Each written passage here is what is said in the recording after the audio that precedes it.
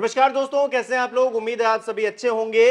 बिहार में रिकॉर्ड तोड़ मतदान हुआ है। 1990, 1995 और 2000 में 60% से ज्यादा मतदान हुआ था और इस बार भी 2025 में भी 60% से ज्यादा मतदान होना आखिरकार क्या दर्शा रहा है, इसको लेकर बात करेंगे। जो डिप्टी सीएम है उनको जनता खदेड़ रही है, इसके क्या संकेत हैं। और राकेश सिन्हा जैसे जो कि भारतीय जनता पार्टी के लीडर हैं, वो दिल्ली में भी मतदान कर रहे हैं और फिर जाकर बिहार में भी कर रहे हैं। इसको लेकर भी हंगामा मचा हुआ है। बातचीत करेंगे। संजय शर्मा जी हमारे साथ मौजूद है। बहुत बहुत स्वागत है सर आपका। सर, सबसे पहले तो 60% मतदान हुआ है, इसका क्या मतलब, इसको किस तरह से देखा जाए, क्योंकि जनता बाहर निकली है बावजूद इसके कि बहुत जगह से ये खबरें आई हैं कि वोट डालने नहीं दिया गया है, लोगों को तमाम तरह से दिक्कतों का सामना करना पड़ा है। इस बीच 60% से ज्यादा वोटिंग होना क्या दिखा रहा है? अब मैं थोड़ा कंफ्यूज हूँ कि मैं ज्ञानेश कुमार को बधाई दूँ कि जो बिहार की ट्रेनें भर भर के आई हैं, जो एक वीडियो वायरल हो रहा है कि बीजेपी ने टिकट करा करा के भेजे हैं, ये उनका प्रताप है। क्योंकि पिछले दोनों देखा था हरियाणा में, महाराष्ट्र में, कि संजय शर्मा कर्नाटक में भी वोट डाल रहे थे, संजय शर्मा हरियाणा में भी डाल रहे थे, संजय शर्मा महाराष्ट्र में भी डाल रहे थे, संजय शर्मा बनारस में भी डाल रहे थे। संजय शर्मा मतलब मुझे गिरफ्तार मत करा देना, मतलब एक व्यक्ति है जो इतनी जगह जाके वोट डाल रहा था। एक एक घर में 2,500 वोट बने हुए थे। अब मैं इसलिए मैं ये थोड़ा कंफ्यूज हूँ कि मैं इस बात के लिए ज्ञानेश कुमार को बधाई दे दूँ कि आपके इसी तरह के महान लोग आ गए, बिहार में वोट डाल दिया, या फिर मैं इस बात के लिए राहुल और तेजस्वी को बधाई दे दूँ कि उन्होंने जो वोट चोरी का अभियान चलाया और जो बिहार की जनता ने देखा कि असली जंगल राज तो अब आ गया है बिहार में, जिस तरह लोगों को दिन दहाड़े हत्या कर दी जा रही है, पुलिस के इंस्पेक्टर को काट डाला जा रहा है, किडनैपिंग हो रही है, शराब बंदी लागू की गई लेकिन धड़ल्ले से ब्लैक में शराब बिक रही है।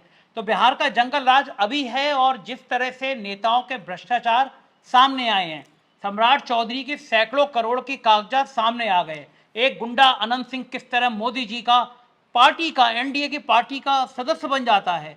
तो मोदी जी के लिए कम से कम बिहार का चुनाव जीते हैं हारें, लेकिन भारतीय जनता पार्टी के लिए शर्मनाक है कि अनंत सिंह जैसे गुंडे, अनंत सिंह जैसे हत्यारे, बलात्कारी जिनके मुकदमे चल रहे हैं, वो एनडीए का प्रत्याशी हैं। ये बताने के लिए काफ़ी है कि असल में अब एनडीए का चाल, चरित्र और चेहरा कैसे हो गया है। कितने भी बड़े बेईमान हों, लेकिन पार्टी में आएंगे और पार्टी में आके टिकट पा जाएंगे, चुनाव लड़ेंगे और फिर मोदी सरकार का मिनिस्टर ललन सिंह कहेगा कि आप में से हर किसी को अनंत सिंह बनना है। यानी हर व्यक्ति के तहरीर पे, हर व्यक्ति की पे एफआईआर हो जिसमें हत्या की हो, डकैती की हो, अपहरण की हो। बिहार का चुनाव इसलिए भी ऐतिहासिक है कि मोदी सरकार का एक मिनिस्टर कह रहा है कि वोट डालने निकलने मत देना। लेकिन जिस तरह से 60% से ज़्यादा अभी तक के आंकड़े के बाद में जो हम लोगों का लेटेस्ट आया, उसमें ज़्यादा वोट होना ये बता रहा है कि शायद नौजवानों ने वोट दे दिया और नौजवानों ने बता दिया कि ये फर्जी बातें जो मोदी जी कर रहे हैं, कट्टे की राजनीति, योगी जी कर रहे हैं बुलडोजर की राजनीति।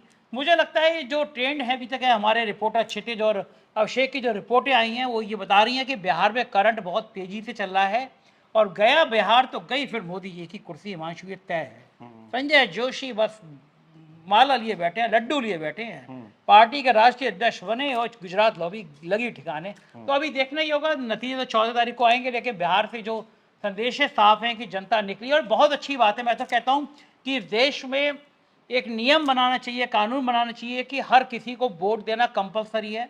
आप वोट नहीं देंगे तो आपका ड्राइविंग लाइसेंस नहीं बनेगा, राशन कार्ड नहीं बनेगा।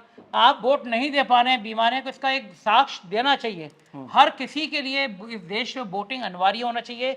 और ज्ञानेश कुमार जो एसआईआर का मुद्दा कर रहे हैं, जब हर चीज़ आधार कार्ड से लिंक हो जाती है, हम अपने अकाउंट खोलें, हम अपना पासवर्ड बनाएं, तो हर वोटर आईडी भी आधार कार्ड से लिंक होना चाहिए। पता चलना चाहिए कि कौन व्यक्ति असली है, कौन व्यक्ति फ्रॉड है।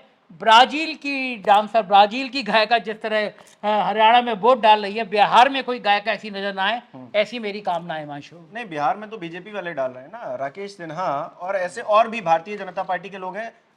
सौरभ जो आम आदमी पार्टी के नेता हैं, वो लगातार खुलासा कर रहे हैं, एक्सपोज कर रहे हैं। और राकेश सिन्हा कह रहे हैं कि इस पर तो मानहानि का केस ठोक दूंगा।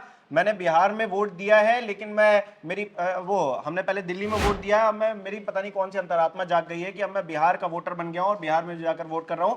और अगर इससे आपको आपत्ति है तो आप जो आरोप लगा रहे हो उस पर मैं आपको मानहानि का केस ठोक दूंगा। तो डरा धमका भी रहे हैं एक तरफ और ये फ्रॉड भी कर रही है, तो खुलेआम कर रहे हैं ना इसमें। मेरे तो ख्याल से तो कि आम आदमी पार्टी को चाहिए कि जब तक वो महारानी का नोटिस तैयार कराएं, उससे पहले कल एक एफआईआर कराई जानी चाहिए। और मैं जहाँ तक जानता हूँ कि कोई व्यक्ति इस तरह का फ्रॉड पकड़ता है तो वो सेक्शन से FIR करा देता है। राकेश सिन्हा पे FIR होनी चाहिए। और राकेश सिन्हा के रिश्तेदार ज्ञानेश कुमार, रिश्तेदार इसलिए कह रहा हूँ कि वो मुझे लगता है कि बीजेपी के रिश्तेदार ही हैं। कल मैं बात कर रहा था तो मैंने कहा कि चुनाव आयोग से अपेक्षा क्यों कर रहे हैं, चुनाव आयोग तो उनका रिश्तेदार है। ऐसे इनकम टैक्स, ED, CBI ये रिश्तेदार हैं, चुनाव आयोग रिश्तेदार है। ज्ञानेश कुमार का बस चले तो वो सारे कपड़े उतार के इनको वोट दिलवा दें, जिता दें। तो फिर ये, लेकिन ये इस तरह का अगर कोई इतना बड़ा नेता, पढ़ा लिखा नेता, प्रोफेसर, और वो दो जगह वोट डाल रहा है, उसको तो कानून का पता है, तो बहुत सम्मानपूर्वक FIR होनी चाहिए। जिस तरह आनंद सिंह जेल में हैं, राकेश सिन्हा को भी जेल भेजा जाना चाहिए, क्योंकि इस तरह कानून से जो लोग खिलवाड़ करते हैं। और बीजेपी का मतलब तो ये वोट चोर पार्टी हो गई है यार। ये वोट अब इतने खुलासे के होने के बाद किस मुंह से नैतिकता की बात करेंगे। हरियाणा के चुनाव उन्होंने ऐसे जीता, मध्य प्रदेश का ऐसे जीता, महाराष्ट्र कैसे जीता, लेकिन अब पोल पट्टी खोल गई है। सिंहासन खाली करो की जनता आती है। जनता आई तो डिप्टी CM पिट गए, डिप्टी CM भाग खड़े हुए विजय सिन्हा। ये जनता आप रोक नहीं पाओगे। बहुत बड़े बड़े डायलॉग बोलते थे विजय सिन्हा, बिहार के डिप्टी CM। अब क्या जनता दौड़ा रही है, डिप्टी CM आगे आगे, जनता पीछे पीछे, हाथ में जूता लिए हुए, चप्पल लिए हुए। मैं इस सब चीज़ों का समर्थन नहीं करता, लेकिन आपके कर्म ऐसे हैं। एक विधायक का मैं देख रहा था, पब्लिक ने वोट चोर करके दौड़ा लिया। अब बीजेपी के नेता इस तरह सड़कों पे दौड़ाए जा रहे हैं, पीटे जा रहे हैं। गोदी मीडिया की एंकर सुरक्षा बलों के संग जा रही हैं कि लोग हाय नारे लगाते, सुधीर चौधरी की हैसियत नहीं है, चले जाएं बिना सुरक्षा कर्मियों के। तो ये एक चेहरा है जनता के जागरूकता का है। हमारी टीम जा रही है, लोग हाथों हाथ लेते हैं, हम जाते हैं, लोग हाथों हाथ लेते हैं। ये लोग गोदी मीडिया के लोग बड़े भारी पुलिस वाले लेके चले जाते हैं। जनता से बच के कहाँ भागोगे यार, जनता सबसे बड़ी ताकत है। और जनता बता रही है कि तुम्हारे दिन अब चले गए। 60% से ज़्यादा वोटिंग बता रही है कि सिंहासन खाली करो की जनता आती है। अच्छा, डिप्टी CM जब भगाए जा रहे हैं तो जनता, जो वहां पर लोग हैं, वो नारे क्या लगा रहे हैं कि आपने रोड नहीं दिया है तो आपको वोट भी नहीं देंगे। सीधी सी बात है, आपको रोड बनानी चाहिए क्योंकि आप यहाँ से जीत कर गए हैं या फिर आप यहाँ से चुनाव लड़ रहे हैं, तो आपने काम नहीं किया इसलिए आपको वो कर रहे हैं। लेकिन जो डिप्टी CM है वो प्रशासन को फोन लगा रहे हैं और कह रहे हैं कि मैं यहीं धरने पर बैठूंगा, ये RJD के गुंडे हैं। अब RJD के गुंडे इन्हीं की सरकार में, इन्हीं के प्रशासन में गुंडाई कर रहे हैं, वो भी इन्हीं के साथ में, और आप कह रहे हैं प्रशासन पर थू है, उसको लानत मलानत दे रहे हैं। तो फिर ये किस तरह की सरकार आप चला रहे हैं? सबसे पहले तो आप ही कटघरे में खड़े हो जाते हैं। ये जो है, जब जनता सवाल करती है तो जो जनता गुंडा नजर आने लगती है। जब पहलगांव में आतंकी हमला कैसे हुआ, 4PM सवाल पूछता है तो 4PM राष्ट्र विरोधी नजर आने लगता है। जो सवाल पूछेगा वो राष्ट्र विरोधी है, वो गुंडा है। लेकिन अब जनता को जो गुंडा कहता है, जनता उसका इलाज बड़ा बढ़िया करती है। ऐसा इलाज करती है फिर सालों तक आदमी दिखाई नहीं देता है। जनता इस लोकतंत्र की सबसे बड़ी ताकत है। और जनता को ये डिप्टी CM साहब जिस तरह गुंडा कह रहे हैं, मुझे लगता है कि बहुत जल्दी 14 तारीख को पता चल जाएगा कि जनता को गुंडा कहने का नतीजा क्या होता है, परिणाम क्या होता है। घर पे बैठेंगे, दरोगा भी पूछने नहीं आएगा, आएगा तो एक वारंट लेके आएगा, तो विजय सिन्हा को समझ में आ जाएगा कि जनता को गुंडा कहने का मतलब क्या होता है। अच्छा, एक और चीज हुई है। अजय कुमार एक MLC हैं RJD के, उनके साथ बहस चल रही थी डिप्टी CM की। तो डिप्टी CM ने कहा ये दारू पी के आया है। अब बिहार में तो शराब बंद है, अब ये दारू पी के कौन कैसे आ सकता है? ये गलत कह रहे हो। डिप्टी CM को पता है दारू का व्यक्ति है भाई, पैसा आता है दारू से। तो डिप्टी CM को पता नहीं होगा दारू का व्यक्ति है भाई। अगर मुख्यमंत्री कार्यालय और डिप्टी CM का कार्यालय इन्वॉल्व नहीं होगा, दारू बिक जाएगी।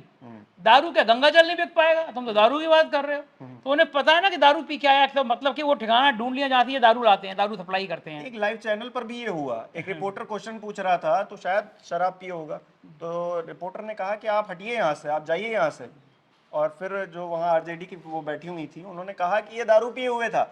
तो मतलब शराब बिक रही है, ये तो पोल हाँ, मैंने तो चित्रा जी मेरी दोस्त है, मैंने चित्रा जी का देखा था, वो एक आदमी से पूछ रही थी, तो कह रही थी कि आप तुम तो अच्छा दारू पिए हुए हो, दारू कहाँ से मिल जाती है। तो जहाँ जहाँ ये दारू प्रतिबंधित होती है, मैं गुजरात में अपने एक मित्र के संग गया, जब अति गहमत की हत्या हुई तो साबरमती पे जेल में गया रिपोर्ट करने के लिए, तो मेरे मित्र संग में थे, तो ऐसे वो दारू पीते थे, उन्होंने दारू की बात चली, मैंने कहा गुजरात में शराब बंद थी, बोले अभी रुकिए। उसने वेटर को बुलाया, जो बोतल के रेट 3-3.5 हज़ार रुपये की बोतल थी, उसने 4,000 रुपये की बोतल दे दी। तो बिहार की में जो शराबबंदी है, और लोग आरोप लगाते हैं कि करोड़ों अरबों रुपया उसमें नेता कमा रहे हैं, तो जाहिर है कि अगर सत्ता इस तरह रुपये नहीं कमाती तो शराब आ नहीं सकती थी बिहार में। ये पैसा कमाने का जैसे, अच्छा ऐसे ही पैसा कमाते तभी तो सम्राट चौधरी 200 करोड़ की ज़मीनें खरीद लेते हैं। तो जाहिर है कि ये भ्रष्टाचार की गंगा बहुत बड़ी तरह से। अच्छा, एक और सवाल मायावती को लेकर, सम्राट चौधरी को समर्थन दे दिया उनके प्रत्याशी ने, अब सीधे तौर पर भारतीय जनता पार्टी को सपोर्ट कर देना क्या दिखा रहा है कि उत्तर प्रदेश में भी मायावती जी उसी रोल में आने वाली ये तो यही दिखा रहा है कि मायावती कहती हैं कि भैया हम बीजेपी से मतलब नहीं है, लेकिन फिर यहाँ के योगी जी को थैंक यू बोलती हैं। जब बवाल होता है तो वे कहते हैं नहीं मेरा मतलब यही था। अब ये आम किसी भी आदमी से पूछो, हर आदमी कहेगा कि वीएसपी बीजेपी की बी टीम बन के रह गई है। तो मायावती का तो मोदी के लिए वही है कि जो तुमको हो पसंद वही बात करेंगे। तो एक प्रत्याशी सारे प्रत्याशी को समर्थन दे देना चाहिए था मायावती को, और ओवैसी हो गए, मायावती हो गई, तो बीजेपी का काम ही करते हैं। तो ये खुला खेल फरकाबादी होना चाहिए था, पहले ही कह देना चाहिए भाई हमारा समर्थन है हिमांशु। अब लेकिन चीजें सबको पता चल गई, एक्सपोज हो गए ये लोग, सबको पता है कि खेल है क्या। चलिए, बहुत बहुत शुक्रिया सर हमारे साथ जुड़ने के लिए। आप हमें कमेंट करके बताइए कि आप किस तरह से देख रहे हैं 60% से ज्यादा वोटिंग हुई है इसको, और जो तमाम परिस्थितियां बिहार के अंदर पैदा हो रही हैं उसके मद्देनजर अपनी राय हमें कमेंट बॉक्स में जरूर बताइएगा। इस वीडियो को लाइक करना, शेयर करना मत भूलिएगा। हमारे चैनल को सब्सक्राइब नहीं किया है तो वो भी जरूर कीजिएगा।